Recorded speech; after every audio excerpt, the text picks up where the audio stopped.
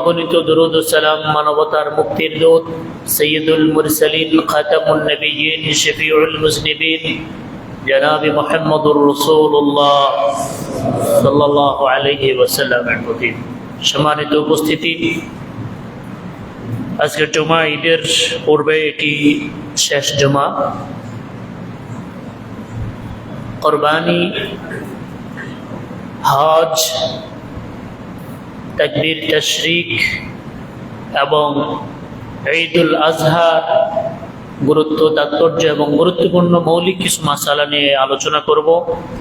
আল্লাহ তাআলা, আমি যিনি বলছি, আমরা যারা শুনছি এবং শুনবো, আল্লাহ পাক আমাদের সকলকে শোনার, বোঝার এবং আমল করার তৌফিক দান করুন।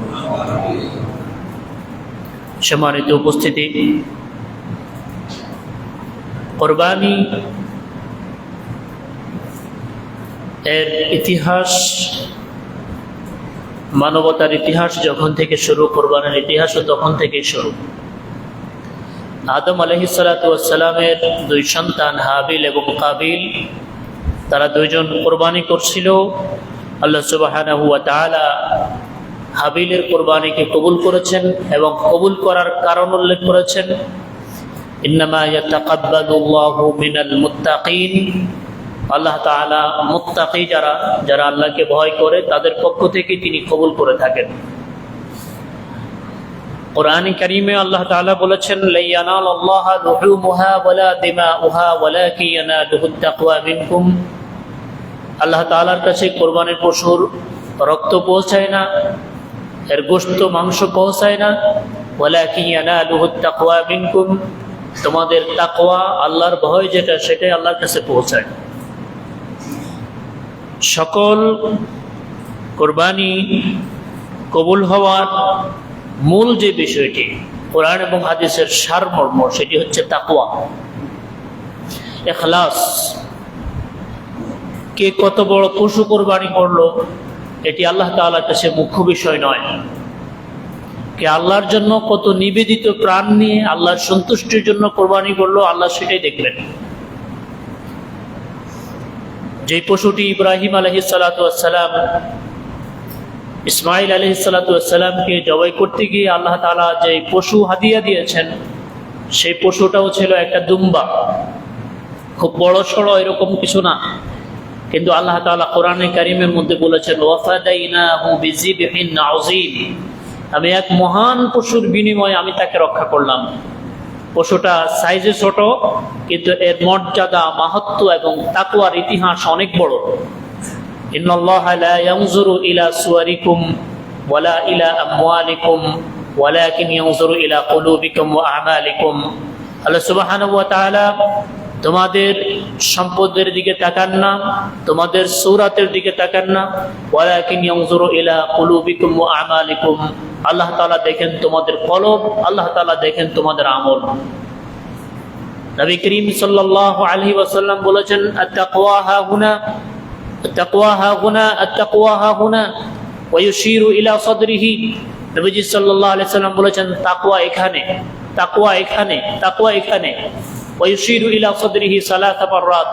তিনি তার বক্ষের দিকে তিনবার ইশারা করে বলেছেন, তাকওয়া এখানে থাকে। কোরআন কারীমে আল্লাহ সুবহানাহু ওয়া তাআলা আরো বলেছেন, হে নবী, কুল ইন্না সালাতি ওয়া নুসুকি ওয়া মাহইয়ায়া ওয়া মামাতি লিল্লাহি রাব্বিল আলামিন। হে নবী, আপনি বলুন, আমার সালাত, আমার ইন্না সালাতি ওয়া নুসুকি, আমার কুরবানি, ওয়া মাহইয়ায়া, আমার হায়াত, ওয়া মামাতি, আমার মৃত্যু, লিল্লাহি রাব্বিল আলামিন, জগৎ সমূহের প্রতিপালক আল্লাহ তাআলার জন্য। ইন্না আ'তাইনাকাল কাউসার ফাসাল্লি লিরাব্বিকা ওয়ানহার। আল্লাহ তাআলা বলেছেন, হে নবী, আমি আপনাকে কাউসার দান করেছি, অতএব আপনি শুকরিয়া জ্ঞাপন করো তো। ফাসাল্লি লিরাব্বিকা ওয়ানহার, আপনার প্রভুর জন্য সালাত কায়েম করুন। ওয়ানহার, আপনার প্রভুর সন্তুষ্টির জন্য আপনি কুরবানি করুন। নবী করিম সাল্লাল্লাহু আলাইহি ওয়াসাল্লাম আরো বলেছেন, সহিহ বুখারীর প্রথম হাদিস, ইন্নামাল আ'মালু বিন্নিয়াহ ওয়া ইন্নামা লিকুল্লি ইমরিইন মা নাওয়া। প্রত্যেকটা আমল নিয়তের উপরে নির্ভরশীল। সুতরাং যে কেউ আল্লাহর সন্তুষ্টির জন্য কোনো ইবাদত করবে, আল্লাহ সুবহানাহু ওয়া তাআলা তাকে তাই দান করবেন সে যে উদ্দেশ্যে কাজ করেছে। এক কথায়, মান আখলাসা লিল্লাহি আখলাসাল্লাহু লাহু, যে আল্লাহর জন্য একনিষ্ঠভাবে কোনো কিছু আল্লাহর জন্য সুপর্দ করবে, আল্লাহ তার জন্য একনিষ্ঠ হয়ে তাকে সব কিছু দান করবেন। সুবহানাল্লাহ। আর আল্লাহ সুবহানাহু ওয়া তাআলা এই ক্ষেত্রে অত্যন্ত কঠোর। যেই কাজটি আল্লাহর জন্য হবে না, আল্লাহর জন্য হবে, বান্দার জন্য হবে, আল্লাহর জন্য হবে, মানুষকে দেখানোর জন্য হবে, এমন কোনো কিছু, সেটা যত বড় বিষয় হোক, আল্লাহ তাআলা সেটা গ্রহণ করবেন না। এই জন্য কোরবানির ক্ষেত্রে আমাদের সাধারণত যে রিয়া, সাধারণত আমাদের মধ্যে যে প্রভাব খাটানো, অন্যের উপরে নিজেকে প্রাধান্য দেখা, সামাজিক আধিপত্য বিস্তারের যেই ব্যাপারগুলো থাকে, এগুলোকে আমরা নিজের অন্তর থেকে যদি ডিলিট করতে না পারি, এটা যদি আমরা মুছে ফেলতে না পারি, তাহলে আমাদের গোশত খাওয়া হবে, সামাজিক আধিপত্য বিস্তার হবে, কিন্তু আল্লাহ তাআলার কাছে যাররা পরিমাণ নেকি পাওয়া যাবে না। এজন্য শুরুতেই, কোরবানির আলোচনার শুরুতে সবচেয়ে যে বিষয়টাকে আমি গুরুত্বের সাথে উপস্থাপনের চেষ্টা করছি, সেটি হচ্ছে আমরা সকলেই যেন শুধুমাত্র একমাত্র আল্লাহর জন্য কোরবানি করতে পারি। আল্লাহ পাক আমাদেরকে সে তৌফিক দান করুন, বলি আমিন। দ্বিতীয়ত, আল্লাহর জন্য কোরবানি, আল্লাহর জন্য যে কোনো আমল করার পাশাপাশি সে আমলটা নবী করিম সাল্লাল্লাহু আলাইহি ওয়াসাল্লামের সুন্নাহ পদ্ধতিতে হবে। সুন্নাহ পদ্ধতিতে হওয়া যেগুলো, এগুলোকে সংক্ষেপে বলা হয় মাসআলা, মাসাইল। এক নম্বর, আমরা কোরবানি কার উপরে ওয়াজিব, কোরবানি ওয়াজিব কি সুন্নাত, এ নিয়ে বিতর্ক রয়েছে। ইসলামিক অধিকাংশ স্কলার এবং কোরআন এবং হাদিসের আলোকে যে মতটাকে জোরালো মনে হয়, কোরবানি ওয়াজিব, যদি কেউ আদায় না করে সামর্থ্য থাকা সত্ত্বেও, তাহলে তিনি গুনাহগার হবেন। রাসূল করিম সাল্লাল্লাহু আলাইহি ওয়াসাল্লাম বলেছেন, মান ওয়াজাদা সাআতান ফালাম ইউদাহি ফালা ইয়াকরাবান্না মুসাল্লানা, যে ব্যক্তি কোরবানি করার সামর্থ্য রাখে, ফালাম ইউদাহি, সামর্থ্য থাকা সত্ত্বেও যে ব্যক্তি কোরবানি করে নাই, ফালা ইয়াকরাবান্না মুসাল্লানা, সেজন্য ঈদগাহে, আমাদের ঈদগাহে যেন সে উপস্থিত না হয়। নবীজি ধমক দিয়েছেন, ওয়াঈদ বর্ণনা করেছেন। এই হাদিসের মধ্যে কোরবানি কার উপরে ওয়াজিব, এই কথাটা খুব সংক্ষেপে বলা হয়ে গিয়েছে। যার সামর্থ্য রয়েছে তার উপরে কোরবানি ওয়াজিব। আমি আবার বলছি, মান ওয়াজাদা সাআতান, যে ব্যক্তি সামর্থ্য রাখে, কোরবানির এই দিনগুলোতে যে ব্যক্তি একটা পশু ক্রয় করার ক্ষমতা রাখে, হয় একটা ছাগল ক্রয় করার ক্ষমতা রাখে, অথবা অংশীদার হয়ে এক অংশ নেওয়ার ক্ষমতা যে ব্যক্তি রাখে, তার উপরে কোরবানি ওয়াজিব। হানাফি মাযহাবের ফকিহগণ এই ক্ষেত্রে ইজতিহাদ করেছেন এইভাবে যে একজন ব্যক্তির সামর্থ্য, এটা ধরা হবে কতটুকু সম্পদ হলে। এটি নাস না, এটি দলিল না, এটা হচ্ছে নবীজি যে বলেছেন যে ব্যক্তি সামর্থ্য রাখে, তারা এই জায়গাতে সামর্থ্য কিভাবে বিবেচিত হবে, এটা ইজতিহাদ। তো সবচেয়ে নিরাপদ হচ্ছে যে ব্যক্তি কোরবানির এই দিনগুলোতে, কোরবানির যেই 3 দিন করা যায়, 10, 11, 12, 13, এই যে 4 দিন কোরবানি করা যায়, এই সময়ে যদি কারো কাছে এরকম কোনো অর্থ থাকে নিজের স্বাভাবিক প্রয়োজনের বাহিরে, যে আমি একটা ছাগল ক্রয় করতে পারবো, এরকম টাকা আমার কাছে আছে, তার উপরে কোরবানি ওয়াজিব। কোরবানির কয়েকটি খুব মাসালা আমরা খুব সংক্ষেপে বলে যাব। কোরবানি করার ক্ষেত্রে আমরা সাধারণত যে কাজটা আমরা করে থাকি সেটা হচ্ছে সন্তানের উপরে কোরবানি ওয়াজিব, বাবার উপরে কোরবানি ওয়াজিব না। বহু ছেলে ফোন করে বিভিন্ন মাধ্যমে জানার চেষ্টা করে কোরবানিটা কি আমার পক্ষ থেকে করব না বাবার পক্ষ থেকে করব। এটা স্পষ্ট মাসালা, সম্পদ যার, মালিকানা যার, ওয়াজিবটা তার উপরে। এক্ষেত্রে আবেগ কাজ হবে না। যদি কোনো সন্তানের সামর্থ্য থাকে তাহলে নিজের পক্ষ থেকে করার পরে, যদি সামর্থ্য থাকে তখন বাবার পক্ষ থেকে করতে পারবে। কিন্তু সামাজিকতা রক্ষা করতে গিয়ে যদি, আল্লাহ কি, একটা কথা মনে রাখবেন, আল্লাহকে অসন্তুষ্ট করে বান্দাকে খুশি করতে যদি কেউ চায়, আল্লাহ তাকে অপমান করেন। সেটা বাবা হোক, মা হোক, পৃথিবীর যেই কেউ হোক। কোরবানি যার উপরে ওয়াজিব তাকেই কোরবানি করতে হবে, তার পক্ষ থেকে করতে হবে। করার পরে যদি সামর্থ্য থাকে তাহলে অন্যের পক্ষ থেকে সেটা করা যাবে। বেনামাজির সাথে কোরবানি করা যাবে কিনা এটাও খুব একটি কমন মাসালা। খুব সরল সহজ কথা সেটি হচ্ছে, কোরবানির পুরো বিষয়টাই তাকওয়ার সাথে সংশ্লিষ্ট, পুরাটাই আল্লাহর সন্তুষ্টির সাথে একটা সংশ্লিষ্ট একটা ইবাদত। এক্ষেত্রে যারা তাকওয়ার অধিকারী যাদেরকে মনে করি তাদের সাথে আমার কোরবানি হবে। যে সালাত আদায় করে না তার তো তাকওয়ার প্রশ্নই আসে না। আমাদের ওস্তাদ ডক্টর আব্দুল্লাহ জাহাঙ্গীর রাহিমাহুল্লাহ তিনি বলতেন, বেনামাজির কোরবানি হচ্ছে লুঙ্গি খুলে পাগড়ি মাথায় দেওয়ার মতো। লুঙ্গি খুলে পাগড়ি মাথায় দেওয়া ব্যক্তির যে অবস্থা, যে ব্যক্তি বেনামাজি নামাজ পড়ে না কোরবানি করে, তার অবস্থা ঠিক সেরকম। হাজিরিন, তারপরেও কিছু কিছু ফকি তারা বলেছেন বেনামাজির সাথে কোরবানি করলে কোরবানি হয়ে যাবে। হয়ে যাওয়া, ঠেলা মেরে হয়ে যাওয়া, এটার সাথে মুমিন যুক্ত হবে না। মুমিন তার ইবাদত করবে নিরাপত্তার সাথে, সন্দেহ মুক্ত ভাবে, যেখানে সংশয়ের সৃষ্টি হবে না সেই হিসাবে যুক্ত হবে। সৌদি আরবের ওলামায়ে কেরাম তারা বেনামাজি যে ব্যক্তি নিয়মিত নামাজ পড়ে না তাকে মুসলমানে মনে করেন না। তো যে মুসলমানে না তার তো ইবাদতে নেই, যে শুধু জুমাতে আসে, ঈদে আসে, এছাড়া তাকে পাওয়া যায় না, তারা তাকে মুসলমানে মনে করেন না এবং মুসলমানদের কবরস্থানে দাফন করাও বৈধ মনে করেন না। তো এই জন্য যথাসম্ভব আমাদেরকে চেষ্টা করতে হবে নামাজি যারা তাদের, আর বেনামাজি যে আছে তাকে সুন্দর, যদি আপনার একান্ত ঘনিষ্ঠ হয়, আমাদের নামাজি যারা তাদের সাথে তো বেনামাজি বহু মানুষের একেবারে ঘনিষ্ঠ সম্পর্ক, তো তাদেরকে একটু চা নাস্তা ভালো করে খাওয়াইয়া বোঝেন যে আসলে তোমরা বেনামাজি যারা, তোমরা সবাই মিলে একটা গরু কিনে তোমরা বেনামাজিরা একটা জায়গাতে কোরবানি করো, আর এই সময়ের মধ্যে তোমরাও ঠিক হয়ে যায়, আগামী বছর আমরা তোমাদের সাথে করব। এরকম সুন্দরভাবে বুঝিয়ে বলবেন, আশা করি তারা বুঝতে পারবে। কোরবানির ক্ষেত্রে আরেকটি আমাদের সাধারণত কমন ভুল আমরা করে থাকি, সেটা হচ্ছে আমরা বারবার বলার সময় বলি যে অমুকের নামে কোরবানি, তমুকের নামে কোরবানি। কোরবানিটা আসলে শুধুমাত্র হবে কার নামে? সকলে বলি কার নামে হবে কোরবানি? আল্লাহর নামে হবে। কোন ব্যক্তির পক্ষ থেকে, করিমের পক্ষ থেকে আল্লাহর নামে কোরবানি, রহিমের পক্ষ থেকে আল্লাহর নামে কোরবানি, অমুকের আব্দুর রহমানের পক্ষ থেকে আল্লাহর নামে কোরবানি। কোরবানিটা হবে শুধুমাত্র কার নামে? আল্লাহর নামে কোরবানি হবে। এটা আমরা বলার সময় একটু সাবধানতার সাথে বলার চেষ্টা করব। আরেকটি মাসালা খুব কমন প্রশ্ন করে থাকেন, মৃত ব্যক্তির পক্ষ থেকে কোরবানি করা। মৃত ব্যক্তির পক্ষ থেকে কোরবানি করার বৈধতা রয়েছে। যারা করতে চান তারা মৃত ব্যক্তির পক্ষ থেকে কোরবানি করতে পারবেন। এই ক্ষেত্রে কোনো মৃত ব্যক্তির যদি ওসিয়ত থাকে তাহলে মৃত ব্যক্তির পক্ষ থেকে কোরবানি করলে সেই মাংস পুরোটাই গরিব এতিম মিসকিনদের মধ্যে বন্টন করতে হবে।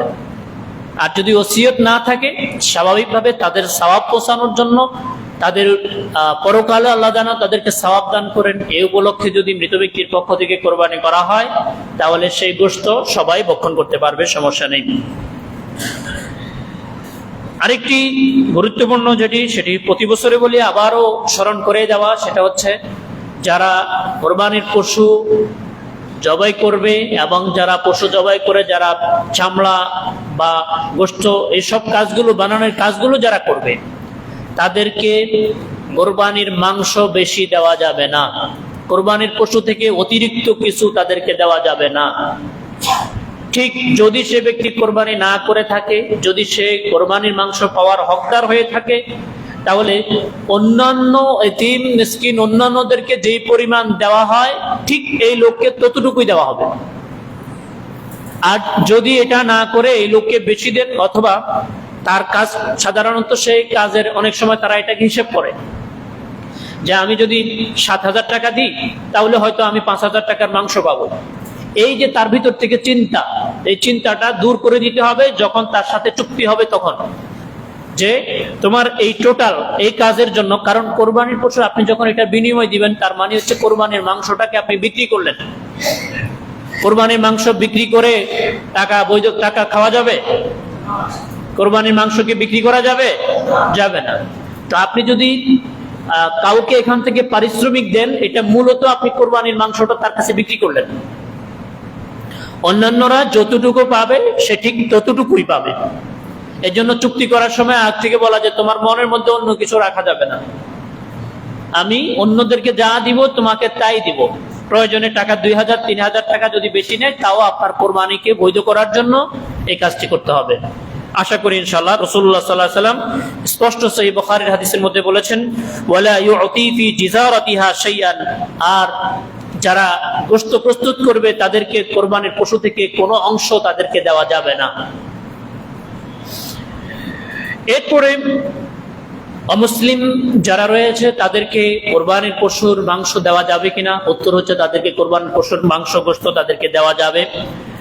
কোরবানির পশু জবাইয়ের ক্ষেত্রে আরেকটি গুরুত্বপূর্ণ মাসালা হচ্ছে পশুর প্রতি ইহসান করা, দয়া করা। রাসূলুল্লাহ সাল্লাল্লাহু আলাইহি ওয়াসাল্লাম বলেছেন, ইন্নাল্লাহা কাতাবাল ইহসান আলা কুল্লি শাই, ফাইযা কাতালতুম ফাহসিনুল কিতলা ওয়া ইযা যাবাহতুম ফাহসিনুজ যিবহা। যখন তোমরা, আল্লাহ তাআলা সকল কিছুর উপরে ইহসান করা, দয়া করা তোমাদের উপরে ফরজ করেছেন। ফাইযা কাতালতুম ফাহসিনুল কিতলা, সুতরাং যখন তোমরা কোরবানির পশুকে জবাই করবে, যাবাহতুম কাতালতুম, যদি কারো উপরে ইসলামের কোন হদ, ইসলামের কোন হুদুদ কায়েম করা হয়, হুদুদ মানে হত্যার বিনিময়ে হত্যা যদি করা হয়, তাকেও ইসলাম বলেছে যত সহজে তার জানটাকে কবজ করা যায় এই কাজটা করতে হবে। ওয়াইদা যাবাহতুম ফাহসিনুজ যিবহা, আর যখন জবাই করবে তখন উত্তম ভাবে জবাই করবে। নবী করিম সাল্লাল্লাহু আলাইহি সাল্লাম বলেছেন, ওয়াল ইউহাদ্দি আহাদুকুম শুফরাতাহু ওয়াল ইউরিহ যাবিহাতাহু, সেজন্য তার ছুরি বা চাকু যেটা রয়েছে সেটাকে যেন ভালো করে ধার দিয়ে নেয়, এবং যাবিহা পশুটাকে যেন স্বস্তি দেয়, তাকে যেন আরাম দেয়। পশু পরিপূর্ণভাবে নিস্তেজ হওয়ার পরে চামড়া খসকানো শুরু হবে। পশুর জান যায়নি, তাড়াতাড়ি করার জন্য কসাই একটা শেষ করে আরেকটা ধরতে যাবে, মালিক পক্ষ হয়ে আপনি এই জিনিসটা কখনোই এটা বরদাস্ত করবেন না। পরিপূর্ণভাবে এই বিষয়গুলোর প্রতি আপনারা যত্নের সাথে এগুলো খেয়াল রাখবেন। কোরবানির নিজের পশু নিজে জবাই করা উত্তম। বিসমিল্লাহ আল্লাহু আকবার, জবাইয়ের আলাদা তেমন কোনো দোয়া নাই। নিজের পশু নিজে জবাই করা এটা সুন্নাত। যদি নিজে ভালো জবাই না পারে তাহলে আরেকজনের সহযোগিতা নিতে পারে। কোন আলেম ওলামা দিয়ে জবাই করলে সওয়াব বেশি হবে এরকম কোনো কথা নাই, বরং আলেম ওলামা ছাড়া যদি নিজে নিজে জবাই করেন সওয়াবটা বেশি হবে, কারণ এটার মাধ্যমে সুন্নাহটা পরিপূর্ণভাবে আদায় হবে। জবাই করার সময় আরেকটা ভুল করা হয়, পশুকে শোয়ানোর পরে কার কার পক্ষ থেকে কোরবানি করবে ওদের নাম তেলাওয়াত করা হয়। কারো নাম তেলাওয়াত করা লাগবে না। কোরবানির পশু ক্রয় করার সময় 5 জন 7 জন 3 জন যাদের পক্ষ থেকে পশু ক্রয় করেছেন এর নিয়তটাই যথেষ্ট। পশু শোয়ানোর সাথে সাথে বিসমিল্লাহ আল্লাহু আকবার।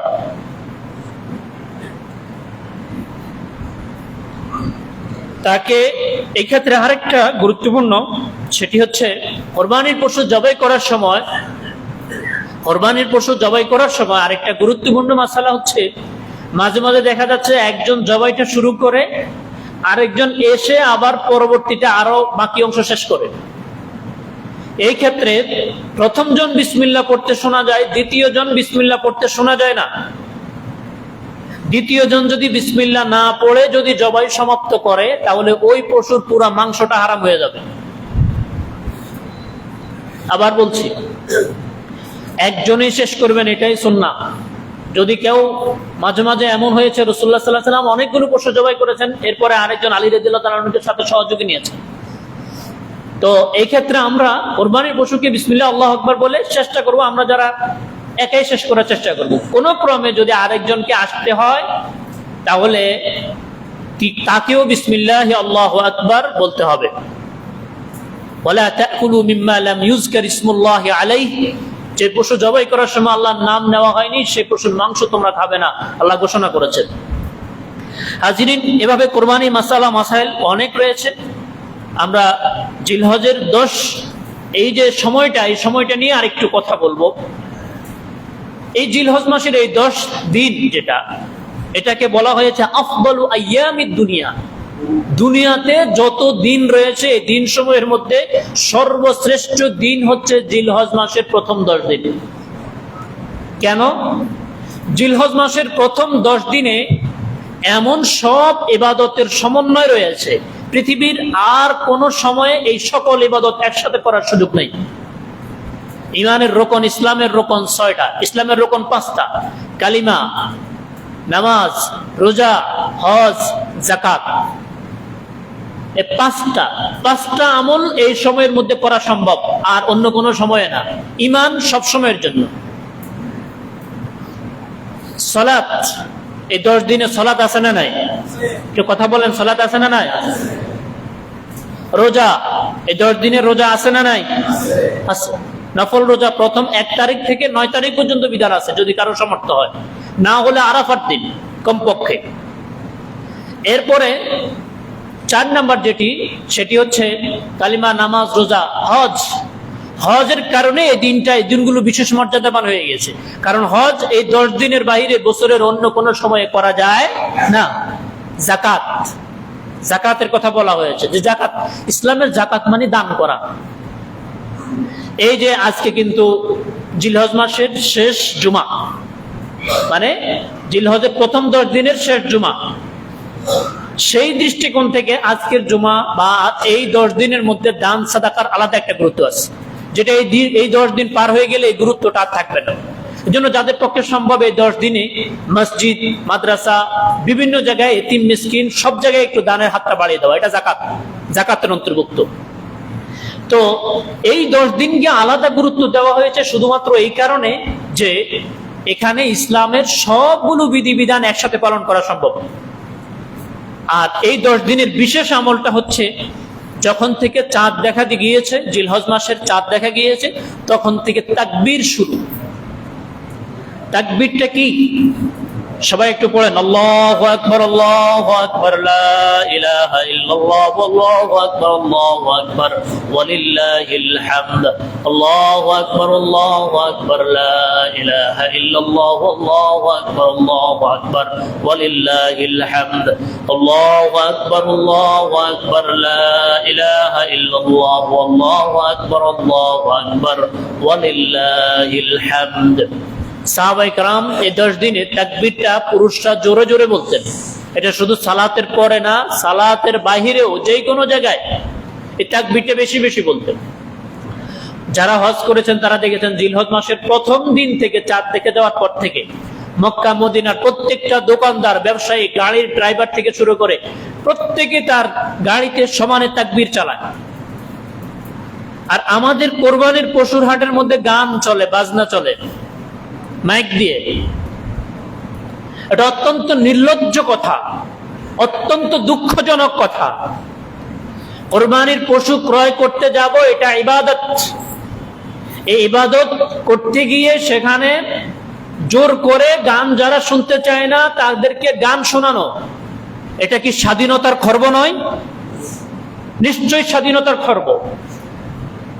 আমি মনে করি যদি কোথাও এরকম কোনো পরিস্থিতি হয়ে থাকে, আপনারা দায়িত্বশীলদেরকে সুন্দরভাবে বোঝাবেন যেন কোথাও কোরবানির হাটে, এই ইবাদতের এই জায়গায় কোরবানির পশু ক্রয় করা থেকে শুরু করে সবকিছুই ইবাদত। এই মসজিদের মধ্যে যদি এখন গান বাজানো হয়, এটা যেমন কোরবানির হাটের মধ্যে গান বাজানো ঠিক তেমন, একই অপরাধ। আমি আশা করি যারা দায়িত্বশীল সংশ্লিষ্ট, এর সাথে সংশ্লিষ্ট রয়েছেন, তারা অত্যন্ত বিনয়ের সাথে বলছি, আপনারা এই বিষয়ে সুন্দর পদক্ষেপ নেবেন বলে আমি আশা করছি। আর আপনাদের পক্ষ থেকেও আপনারা যদি এরকম কোন পরিস্থিতি কোথাও সামনে দেখেন, তাহলে সেটা বন্ধ করার জন্য আপনারা আপ্রাণ চেষ্টা করবেন। মা মিন আইয়ামিন আল আমালু সালিহ ফীহিন্না আহাব্বু ইলাল্লাহ মিন হাযিহিল আইয়াম। রাসূলুল্লাহ সাল্লাল্লাহু আলাইহি ওয়াসাল্লাম বলেছেন, আল্লাহর পুরো বছরে যত দিন রয়েছে, এই 10 দিনের নেক আমল আল্লাহ তাআলার কাছে এত বেশি প্রিয়, বছরের অন্য কোন দিনের আমলগুলো আল্লাহর কাছে এত প্রিয় নয়। রাত হিসেবে রমজানের শেষ 10 রাত সেরা রাত, দিন হিসাবে জিলহজ মাসের প্রথম 10 দিন সেরা দিন। জিলহজ মাসের প্রথম 10 দিন সেরা দিন মর্যাদার দিক থেকে, আর রমাদানের শেষ 10 রাত মর্যাদার দিক থেকে শ্রেষ্ঠ। কিন্তু রমাদানের শেষ দশককে আমরা যতটুকু গুরুত্ব দিয়ে থাকি, জিলহজ মাসের প্রথম 10 দিন আমার কাছে মনে হয় তার ছিটা ফুটা গুরুত্ব আমাদের কাছে পায় না। এজন্য গুরুত্ব অনুধাবন করে 5 ওয়াক্ত সালাত জামাতের সাথে আদায় করা, কোরবানি পশু ক্রয় করতে যাওয়ার পরও যেন কোনো ক্রমে আমার জামাত মিস না হয় সে বিষয়ের ক্ষেত্রে সতর্ক হওয়া, ঈশা এবং ফজর জামাতের সাথে আদায় করা, এবং নেক আমলের যত বৈচিত্র্য রয়েছে সকল নেক আমল যেন এই 10 দিনের কোনো না কোনো ভাবে যেন আমার পক্ষ থেকে আদায় হয়। আল্লাহ পাক আমাদেরকে সে তৌফিক দান করুন, বলে আমিন।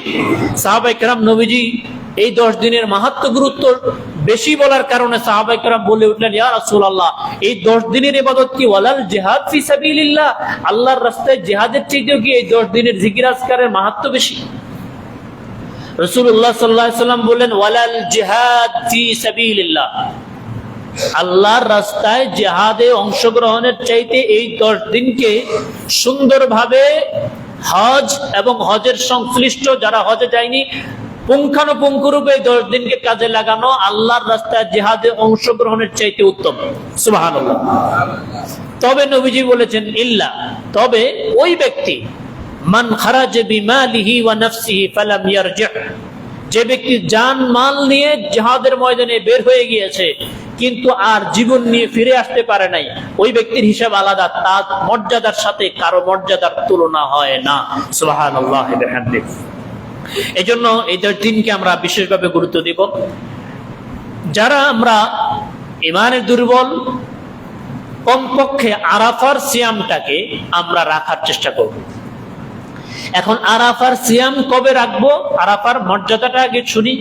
রাসূলুল্লাহ সাল্লাল্লাহু আলাইহি ওয়াসাল্লাম বলেছেন, সিয়ামু ইয়াউমি আরাফা আহতাসিবু আলাল্লাহ আন ইউকাফিরা সানা আল্লাতী বা'দা ওয়াস সানা আল্লাতী ক্বাবলা। আরাফার সিয়াম যে ব্যক্তি রাখবে, আল্লাহ সুবহানাহু ওয়া তাআলা তার আগের এবং পরের 2 বছরের গুনাহকে আল্লাহ তাআলা মাফ করে দিবেন। এখন আরাফার সিয়াম কবে রাখবো, এই আলোচনা খুব বেশি আগ থেকে আলোচনা আসে নাই। এই আলোচনার সূত্রপাত খুব বেশি আগে না, এই আলোচনার সূত্রপাত ইদানিং। কারণ আমাদের সাধারণ প্রশ্ন সেটা হচ্ছে, যেদিন হাজিরা আরাফার ময়দানে রয়েছে আমরা কি সেদিন আরাফার রোজা রাখবো না আমরা 9 তারিখে রাখবো? মতভেদ তৈরি হয়েছে, মতভেদ তৈরি হতে পারে। আমি খুব নিরপেক্ষ একটি বিশ্লেষণ করার জন্য চেষ্টা করব অল্প সময়ে। এরপরে যার যেটা ভালো লাগবে সে সেটা করবেন। 1 নাম্বার কথা, রমাদানের চাঁদ একদিন দেখা যায়, পরের দিন ঈদ হয়। সারা দুনিয়াতে খবর পৌঁছানোর সুযোগ ছিল না, কিন্তু জিলহজ মাসের চাঁদ ওঠে ঈদের কয়দিন আগে? 9 দিন আগে বা 10 দিন, যেটাই বলি। ইচ্ছা করলে ওমর রাদিয়াল্লাহু তাআলা আনহু, ওমর ইবনুল খাত্তাবের যুগে তিনি যখন অর্ধ পৃথিবীর শাসক ছিলেন, রাষ্ট্রীয় দূত প্রেরণ করে গোটা দুনিয়ায় খবর দিতে পারতেন যে অমুক মদিনার চাঁদ দেখা গিয়েছে, সুতরাং তোমরা ঈদ করো। রোজার ঈদে সম্ভব না থাকতে পারে, কিন্তু কোরবানির ঈদে যদি ইচ্ছা করলে সেটা সম্ভব ছিল কি ছিল না? কি কথা বলেন, ছিল কিনা? ছিল। কিন্তু এরকম একটি দুর্বল এবং বানোয়াট হাদিসও খুঁজে পাওয়া যায় না যে তারা সেটা করার জন্য চেষ্টা করেছেন।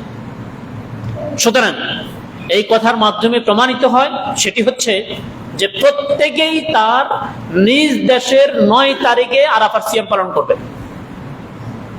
কেন বলছি আবার একটু বোঝেন। আমরা ইয়াউম দেখে, যে আরাফার দিন, এটা দেখে আমরা এটা বলতেছি। ইসলামী শরীয়তের পরিভাষায় জিলহজ মাসের 8 তারিখকে বলা হয় ইয়াউমুত তারবিয়া, পানি পান করানো হাজিদের। দ্বিতীয় দিনকে আরাফার 9ম তারিখকে বলা হয় ইয়াউমুত তাসা, যেটা 9ম তারিখ, সেটার পারিভাষিক নাম হচ্ছে ইয়াউমে আরাফা। 10ম তারিখের পারিভাষিক নাম হচ্ছে ইয়াউমুন নাহর, ইয়াউমুল হজ্জিল আকবার। সুতরাং আমি মনে করি ইয়াউমুত তাসা, 9ম তারিখে আমরা আমাদের 9ম তারিখে আরাফার সিয়াম পালন করব, এই মতটাকে আমি প্রাধান্য মনে করি। এখন এই ক্ষেত্রে আপনাদের যে একটা মনে যে একটা যে আজকে চোখে দেখতেছি আজকে সেখানের মধ্যে আরাফার মানুষ সেখানে অবস্থান করছে, আর আমি আজকে এখানের মধ্যে আরাফার রাখবো না, পরের দিন রাখবো। এটার সরল সহজ উত্তর হচ্ছে, খুব ভালো করে বোঝেন, এটার উত্তর ওটা যে আল্লাহ তাআলা প্রত্যেক দিন প্রথম আকাশে রাতের 1/3 চলে যাওয়ার পরে আল্লাহ তাআলা আসেন কি আসেন না?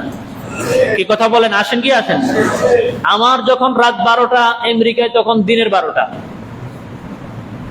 তা আল্লাহ সুবহানাহু ওয়া তাআলা আমার এখানে না ওখানে। খুব ভালো করে বুঝুন, সেটি হচ্ছে এই তর্কে ঢোকার দায়িত্ব আমাদের না। আল্লাহ আসেন কিভাবে আসেন? আল্লাহ আল্লাহর মতো আসেন। সৌদি আরব যেদিন লাইলাতুল কদর, আমাদের সেদিন লাইলাতুল কদর কোরআন নাজিল হয়েছে সৌদি আরবে, সুতরাং সেই জায়গার লাইলাতুল কদরের দিন সেখানের বেজোড়, আমাদের জোড়। তাইলে কি আমরা সারা জীবনের জন্য কদর পাই না? কদর আমরা পাই। কিভাবে দিবেন সেই দায়িত্ব কিভাবে, এই প্রশ্নগুলো এই সব ক্ষেত্রে অবান্তর।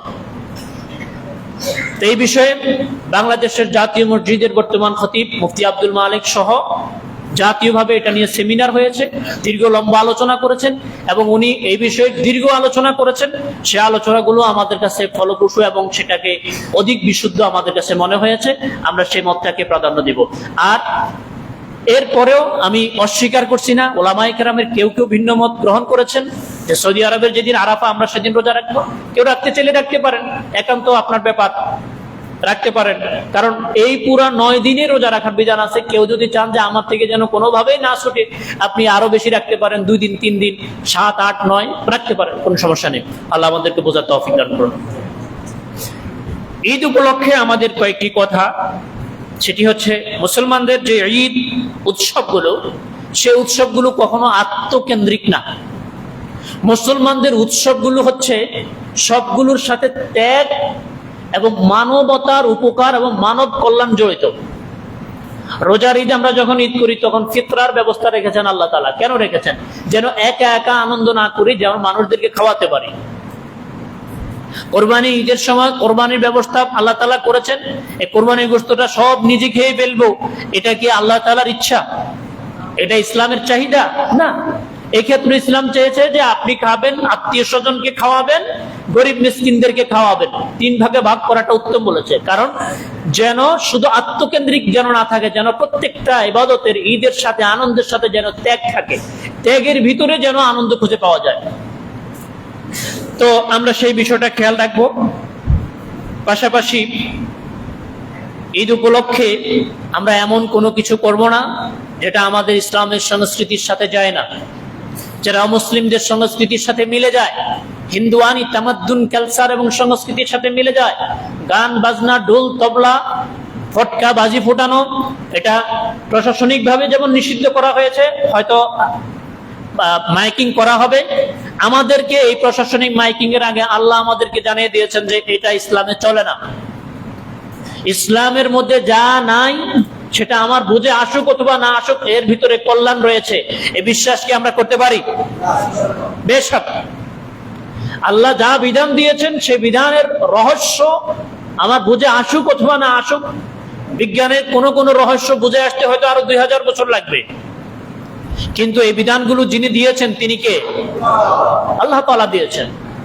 আল্লাহ তাআলা যিনি, যার কাছে অতীত বর্তমান ভবিষ্যৎ বলতে কিছু নাই, সে আল্লাহ তাআলা এই বিধান দিয়েছেন। আজকে ইসলামের হুদুদ কায়েমের বিষয় যখন বলা হয়, হত্যার বদলে হত্যা হবে, দর্শন করলে তার শাস্তি কি হবে, ইসলাম সে বিধানগুলো দিয়েছেন। সে বিধানগুলোর সাথে মধ্যযুগীয় বর্বরতার কথা উপস্থাপন করা হয়। আজকে যে আমাদের সমাজে, আমাদের দেশের মধ্যে গত পরশু যে একটা নৃশংস একটি ঘটনা ঘটলো, মেয়েটির বাবা চিৎকার করে বলেছে যে তিনি বিচার চান না। আমাদের আইন শৃঙ্খলা অবনতি এবং আমাদের আইনের উপরে দেশের মানুষের আস্থার জায়গাটা কত নিম্নে পড়েছে। কতটা নিম্নে নামলে একজন বাবা তার মেয়েকে, ছোট্ট মেয়েকে দ্বিখণ্ডিত করা হয়েছে, কল্লা আলাদা করা হয়েছে।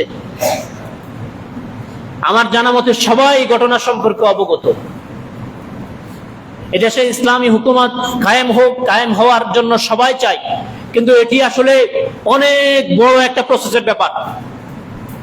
আমি গত পরশু ফেসবুকে একটা স্ট্যাটাস দিয়েছিলাম, সেখানে বলেছিলাম আমি, এবং আমার এটা মনের দাবি, সেটি হচ্ছে এদেশের গণমানুষের এই দাবি উঠা উচিত যে আমরা দেশের মধ্যে প্রচলিত আইনের পাশাপাশি কোর্টের পাশাপাশি একটা ইসলামী কোর্ট চালু করা হোক। যার মন চাইবে সে ইসলামী বিধান অনুযায়ী যেন সেখান থেকে সে যেন বিচার বুঝে নিয়ে যেন সে চলতে পারে। এই আইন, এই দাবি আমাদের সব জায়গা থেকে উঠা উচিত। আপনারা কি বলেন? ইনশাআল্লাহ। সুতরাং তখন বোঝা যাবে যে ইসলাম চায় আর কে ইসলাম চায় না। এই কোর্ট, এটা ইসলামিক কোর্ট হবে, এখানে শরঈ আলোকে এখানে সমাধান দেওয়া হবে। যে শরঈ আলোকে সমাধান চায় সে গণতন্ত্রের চাহিদাও এটা। গণতন্ত্র কি? মানুষ যা চায় তাই। এখন আমাদের দেশের মানুষ আমরা কি চাই? আমরা যারা ইসলাম চাই, ইসলামের আলোকে আমাদের সমাধানগুলো, আমাদের পারিবারিক আইন, কিছু আইন ইসলামের সাথে রয়েছেও, আমি চাচ্ছি যে সেটাকে আলাদাভাবে কোর্ট করা। দেশের মধ্যে যদি ইসলামিক ব্যাংক থাকতে পারে সুদী ব্যাংকের সাথে, তাহলে প্রচলিত আইনের সাথে কেন আমাদের হচ্ছে ইসলামিক কোর্ট এটা কেন থাকতে পারবে না? হ্যাঁ, রাষ্ট্র যেহেতু ইসলাম না, পরিপূর্ণভাবে করা আমাদের জন্য কঠিন হবে, কিন্তু শুরু করা তো যায়। একথা বিশ্বাস করুন। এদেশের মধ্যে আজ পর্যন্ত যত দর্শন হয়েছে, খুন হয়েছে, এগুলো সবগুলো কারাগারের মধ্যে আটক হয়েছে, কিছুদিন পর ছাড় পেয়ে যাচ্ছে। বিচার হচ্ছে? কি কথা বলেন? বিচার হচ্ছে? আমরা সবাই অপেক্ষা করছি, আমরা মনে করছি যে আজকে তার সাথে হয়েছে। আজকে ঠিক ওই মেয়ের জায়গায় আপনার মেয়েকে কল্পনা করুন, ঠিক ওই জায়গায় আপনার সন্তানকে আপনি কল্পনা করুন। আমরা অপেক্ষা আছি যে কবে আমার সাথে হয়। হাজিরিন, আমি বিনয়ের সাথে বলছি, ইসলাম শান্তি, ওয়ালাকুম ফিল কিসাসি হায়াত। আল্লাহ তাআলা বলেছেন কিসাসের মধ্যে রয়েছে তোমাদের জীবন, অথচ কিসাসের মাধ্যমে একজনকে হত্যা করা হচ্ছে, কিন্তু আল্লাহ বলছেন কিসাসের মধ্যে তোমাদের জীবন। কেন জীবন? কারণ ওয়ালিয়াশহাদ আযাবাহুমা তাইফাতুম মিনাল মুমিনিন। আল্লাহ তাআলা বলেছেন ইসলামের শাস্তি বিধানগুলো হচ্ছে প্রকাশ্যে শাস্তি দিবে, একজনের শাস্তি দেখে যেন গোটা দুনিয়ার মানুষ যেন শুদ্ধ হয়। আজকে দর্শক একজনকে ধরা হচ্ছে, আরেকজন এই ঘটনার মাঝেও কয়টা প্রকাশ পাচ্ছে আল্লাহ ভালো জানে। এই ঘটনা যখন ঘটছে, সারা দেশ যখন তোলপাড়, আমার তো মনে হয় এর ভিতরেও বহু দর্শন দেশের মধ্যে ঘটে গিয়েছে। এত অধপতন আমাদের হয়ে গিয়েছে। হাজরিন, যদি সুযোগ থাকতো, মনে হয় এদেশের ভালো কোনো মানুষ, সভ্য কোনো মানুষ এদেশে বসবাস করার জন্য আগামী প্রজন্মকে এই বিষাক্ত পরিবেশের মধ্যে রেখে যেতে তারা চাইতো না। এই বিষাক্ত, এই নোংরা, এই বিষাক্ত এই পরিবেশকে সুন্দর করার জন্য সকল মানুষ যদি আমরা সুন্দর একটা জায়গায় আসতে না পারি, বিচার যদি নিশ্চিত করতে না পারি, মানুষ হত্যার বিচার যেখানে মধ্যে হয় না, দিনে দুপুরে মানুষের সামনে গুলি করে হাদিকে হত্যা করে চলে গিয়েছে, সে বিচারও হয়নি এই দেশে। তাহলে এই দেশের মধ্যে দিন দুপুরে হত্যা করে গিয়েছে, হত্যাকারী নিজে স্বীকার করতেছে, তারও বিচার হচ্ছে না। সেটার এক সপ্তাহ সময় দেওয়া হয়েছে। এর আগে আমাদের ডক্টর আসিফ নজরুল স্যার তিনি বলেছেন যে হত্যাটা হয়েছিল মাগুরার ঘটনাকে, তিনি বলেছেন 1 মাসের মধ্যে বিচার হয়েছে। 1 মাস গিয়ে আজকে বছর চলে যাচ্ছে। হাজরিন, আল্লাহ সুবহানাহু ওয়া তাআলা আমাদেরকে, আল্লাহ তাআলা যেন আল্লাহর বিধানের সামনে যেন আমরা সারেন্ডার হতে পারি, তাসলিম করতে পারি। আল্লাহ পাক আমাদেরকে সেই তৌফিক দান করুন, বলি আমিন। হাজিরিন, অমুসলিমদের যে কৃষ্টি, কালচার, তাহজিব, তামাদ্দুন রয়েছে, সেগুলো যেন আমাদের ধর্মীয় ঈদের সাথে যেন এগুলো জড়িয়ে না পড়ে, আমাদেরকে সে বিষয়ে খেয়াল রাখতে হবে। এবং মেয়ে সন্তান যাদের রয়েছে তাদেরকে বলছি, ছোট হোক, আজ তো ছোট বলতে কোনো কথা নাই, নিজের মেয়ে সন্তানকে পৃথিবীর কারো কাছেই দিবেন না। আজকে মেয়ে সন্তান তার বাবার কাছেও নিরাপদ নয়। এই ঝিনাইদহের কাহিনী আমি বলেছি একবার দুইবার না, আমার কাছে একটা দুইটা ঘটনা না, কয়েকটি ঘটনা। কয়েকজন মহিলা এসেছে, তালাক চাচ্ছে, যে আমি কি তালাক আমার স্বামীকে ডিভোর্স দিতে চাচ্ছি। কারণ কি? যে তার হাজবেন্ড তার মেয়ের সাথে জেনা ব্যভিচারে লিপ্ত। ভাইয়ের দ্বারা দর্শিত হচ্ছে বোন, বাবার দ্বারা দর্শিত হচ্ছে মেয়ে। সমাজ এত নিকৃষ্ট হয়েছে, সমাজের বাতাসগুলো পর্যন্ত বিষাক্ত হয়ে গিয়েছে। এই পৃথিবীতে এত পরিমাণ নোংরা, এত অশ্লীলতার বেহায়াপনা গোটা পৃথিবীতে এখন ছড়িয়ে পড়েছে। পৃথিবীর মানবতার সূচনা লগ্ন থেকে আজ পর্যন্ত এত বিষাক্ত পরিবেশ এই আসমান, এই জমিন কখনো সাক্ষী হয় নাই। এত বিষাক্ত চলছে। হাজিরিন, মেয়ে সন্তানদেরকে হেফাজত করার জন্য প্রত্যেকে বিশেষভাবে উদ্যোগ গ্রহণ করবেন এবং মেয়েদেরকে শালীন পোশাক পরাবেন। যে মেয়েকে যে দর্শন করেছে সে বলেছে এই মেয়েকে দেখে তার লোভ লেগেছে, সে এখানে পাশে বাসা ভাড়া নিয়েছে, অন্য জায়গা থেকে দেখে নিয়ে এসে। আমার বুঝে ধরে না, একটা 7 বছর 8 বছরের শিশু, তার প্রতি একজন মানুষের কিভাবে আগ্রহ তৈরি হয়, আমার এটা মাথায় ধরে না, বুঝে আসে না আমার। সুতরাং আমরা আল্লাহ তাআলার কাছে আশ্রয় চাইবো, পাশাপাশি নিজেরা নিজেদের জায়গা থেকে যতটুকু হেফাজত থাকার চেষ্টা ততটুকু আমরা করব। ঈদ উপলক্ষে অশ্লীলতার অনেক ছায়া ছড়িয়ে পড়ে, পুরুষদের জন্য নিজের চোখকে হেফাজত করার চেষ্টা করব এবং পোশাকের ক্ষেত্রে ইসলামিক শালীন পোশাকগুলোর ক্ষেত্রে চেষ্টা করব। গান বাজনার ব্যাপারে নিফাক, আল গিনা ইউনবিতুন নিফাক ফিল কলব, গান বাজনা অন্তর কলবের ভিতরে মুনাফিকি তৈরি করে। বেশি বেশি তাকবীর দিব এবং ঈদ উপলক্ষে ইসলামিক ফাউন্ডেশন থেকে বিভিন্ন জায়গা থেকে আমাদেরকে যে চিঠিগুলো ইস্যু করেছে সব কথার সারমর্ম হচ্ছে পৌর এলাকার বিভিন্ন স্পটের মধ্যে হচ্ছে পশু জবাই করার জন্য জায়গা নির্ধারণ করা হয়েছে। ওই জায়গায় করব, অথবা যদি নিজেদের কোনো জায়গায় করি তাহলে সেটার পরিচ্ছন্নতার দায়িত্ব পৌরসভার কারণে না, আল্লাহর নবী আমাদের উপরে দায়িত্ব দিয়েছেন। রাসূলুল্লাহ সাল্লাল্লাহু আলাইহি ওয়াসাল্লাম বলেছেন নাযিফু আফনিয়াতাকুম, তোমরা তোমাদের বাড়ির আঙ্গিনাকে পরিচ্ছন্ন করো। ইহুদিরা তাদের বাড়ির সামনে নোংরা করে রাখে। এখন আজকে আমাদের অবস্থা ইহুদিদের মতো হয়ে গেছে। ইহুদিরা পরিচ্ছন্ন থাকে, এখন আমরা নোংরা হয়ে গেছি। আমাদের দোকানপাটগুলোর সামনে পরিচ্ছন্নতা করার জন্য এবং বিভিন্ন জায়গায় পৌর এলাকার পক্ষ থেকে বিভিন্ন জায়গায় আমাদের ডাস্টবিন দেওয়া হয়েছে। ডাস্টবিনগুলো খালি, এর আশেপাশের মধ্যে ময়লা। এগুলো দুঃখজনক। নাযিফু আফনিয়াতাকুম, প্রত্যেকে নিজের জায়গাগুলোর সামনে যেটা আছে সেটা নিজেরা পরিচ্ছন্ন রাখার চেষ্টা করব। আর এবছর আমাদের ঝিনাইদহ ওয়াজির আলী কেন্দ্রীয় ঈদগাহ ময়দানে আমাদের ঈদের সালাত সকাল 7টায় অনুষ্ঠিত হবে এবং ঈদগাহে কোনো ধরনের সামিয়ানা এবং কোনো ধরনের কোনো ব্যবস্থাপনা থাকবে না। খোলা মাঠে ঈদের সালাত সুন্নাত, আমাদের খোলা মাঠে ঈদের সালাত হবে ইনশাআল্লাহ। এটা দেখি আপনাদের মনে কষ্ট নাকি? খোলা মাঠে ঈদের সালাত আদায় করা বিশ্বনবী মুহাম্মদ সাল্লাল্লাহু আলাইহি ওয়াসাল্লামের সুন্নাহ। আমরা সেটা সকাল 7টায় আদায় করব। আমরা যদি আরো আগে আদায় করতে পারতাম আরো বেশি ভালো হতো, কারণ আরো আগে যদি আদায় করি তাহলে সূর্যের তাপ কম থাকবে, আরো বেশি সহজ হবে। তো আমরা এই বিষয়গুলো খেয়াল করব। আল্লাহ সুবহানাহু ওয়া তাআলা আমাদেরকে বোঝার এবং আমল করার তৌফিক দান করুন। হাদা মা ইনদি ওয়াল ইলমু ইনদাল্লাহ সুবহানাকাল্লাহুম্মা বিহামদিক আশহাদু আল্লা ইলাহা ইল্লা আনতা আস্তাগফিরুকা ওয়া আতুবু ইলাইক। যারা ক্বাবলা জুমা পড়বা, কিসকে জুমা পড়ে নিন।